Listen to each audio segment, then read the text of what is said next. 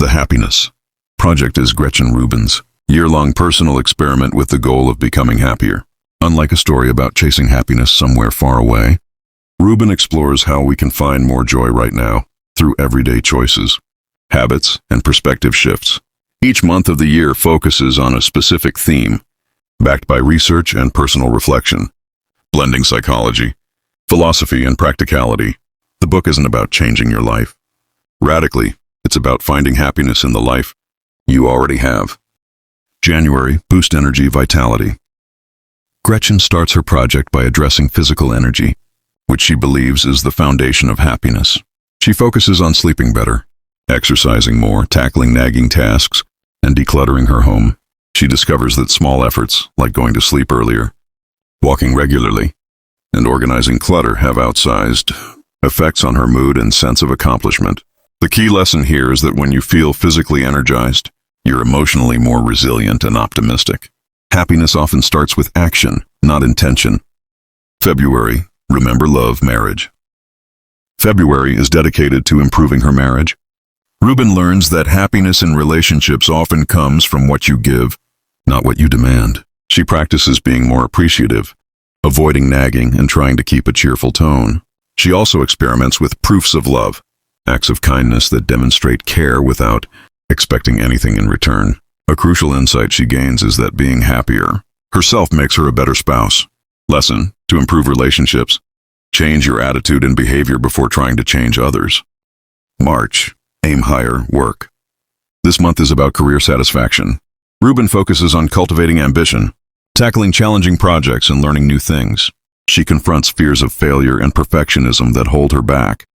She realizes that the joy of effort and the experience of flow at work are significant contributors to her happiness.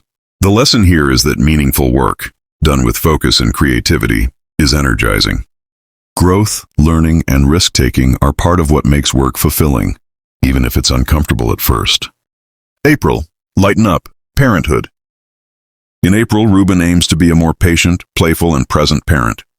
She recognizes that while parenting is deeply meaningful, it's also emotionally demanding.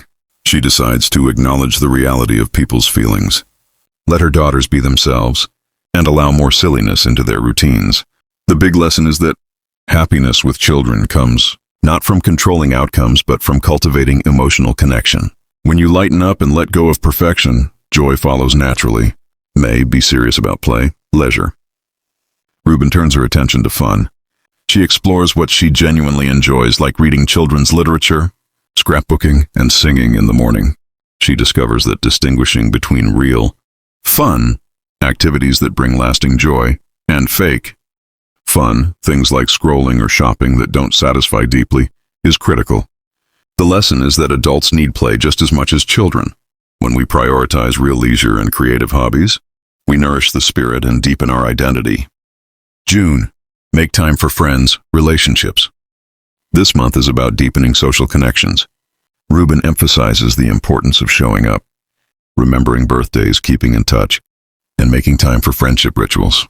She practices being more generous, forgiving, and attentive in her relationships.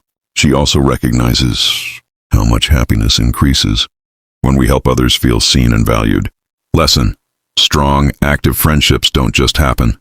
They require effort, vulnerability, and consistent investment. July, buy some happiness, money. Rubin tackles the sensitive topic of money and its connection to happiness. She finds that money can buy happiness, but only when used wisely. She experiments with spending on experiences rather than things, splurging occasionally on treats that bring joy, and investing in tools that make life easier. The key is conscious, intentional spending. Lesson: use money to support your values and passions. Buy time, comfort, and meaningful experiences, not just stuff. August, contemplate the heavens, spirituality. August focuses on spiritual growth and mindfulness. Rubin explores gratitude, meditation, reading spiritual texts, and keeping a gratitude journal. She finds that taking moments to appreciate beauty, express thanks, and reflect on life's mysteries lifts her spirit. The lesson here is that spirituality doesn't have to be religious. It's about finding meaning, awe, and perspective. By stepping outside ourselves and seeing the bigger picture, we can cultivate deep, lasting happiness. September, pursue a passion. books and writing. In this chapter, Rubin returns to a core love, writing and reading. She gives herself permission to embrace her passion without guilt. She sets specific goals like starting a blog and structures her time to support her creative output. She discovers that engaging in a passion gives her energy and a stronger sense of self. Lesson: making time for what excites you without apology is essential. Passion fuels purpose, and purpose fuels happiness. October. Pay attention, mindfulness.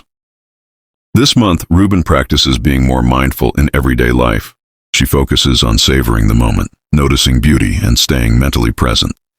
She realizes that life often slips by unnoticed unless we deliberately pay attention. She keeps a one-sentence journal to reflect on small daily joys. Lesson: the habit of noticing, of truly being present, is a quiet but powerful source of happiness. Mindfulness brings richness to even the most ordinary moments. November. Keep a contented heart.